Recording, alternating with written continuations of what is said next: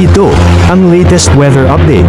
Alamin ang pinakasariwang ulat panahon ngayon dito sa Information TV Educational Channel. Sa ating latest satellite images, makikita po natin ang patuloy pa ring pag-iral ng southwest monsoon o habagat. Kahapon nga po na umaga lumabas na ng Philippine Area of Responsibility ang bagyong si Inday na may international name na Bavi. At ngayon po, ito ay nasa may bahagi na ng mainland China. Dahil nga po sa paglabas ng bagyong Inday at inaasahan natin na mag-dissipate or malulusaw na nito sa mga susunod na oras, susunod na araw, ay hina na rin po yung epekto ng southwest monsoon o habagat. Kaya inaasahan natin sa mga susunod na araw, mababawasan na yung malalakas na mga pagulan.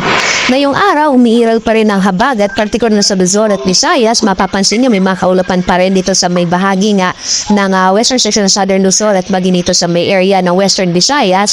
Posible pa rin ang mga pagulan, partikular na nga dito sa may area po ng western section ng Luzon, kabilang yung Ilocos Region, sa Bataan, Zambales, gayon din po sa may area ng Occidental Mindoro, at maging sa Antique. Sa iba pang bahagi ng Luzon at Visayas, pwede po medyo maulap na lang yung kalangitan, bagamat sa may area po ng Northern Luzon, particular na sa may Cagayan Valley, maging sa may area ng Bicol Region, mas pababawasan na po yung mga pagulan. Sa nalalabing bahagi naman ating bansa, dito po sa Mindanao, mga localized thunderstorms naman ang mararanasan.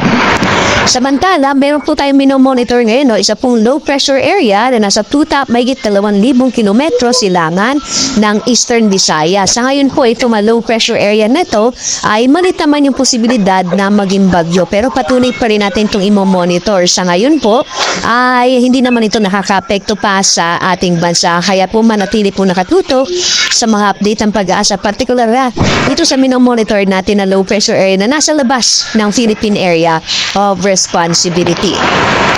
As of 5 AM naman po, may naka-issue pa rin tayo ng weather advisory. Ito po yung inaasa natin na posibilidad pa rin ng malalakas na mga pagulan na maaaring maranasan within 24 hours. So, today po, posible pa rin kung minsan may malalakas na mga pagulan sa bahagi ng Occidental Mindoro, sa Antique, gayon din sa Bataan, Zambales, maging sa Pangasinan, sa Benguet at La Union. Samantala, by tomorrow, posible rin po na kung minsan may malalakas na pagulan pa rin sa bahagi naman ng Ilocos Region. At dahil po dyan, patuloy po ang paalaala ng pag-asa na mag-ingat sa mga potential o mga posibilidad na mga flash floods and landslides. Ito mga pagulan po nito ay epekto pa rin ng southwest monsoon o hanging habagat na kagaya po nung binanggit ko kanina, posible po na sa masusunod na araw na ito naman ay hihina na.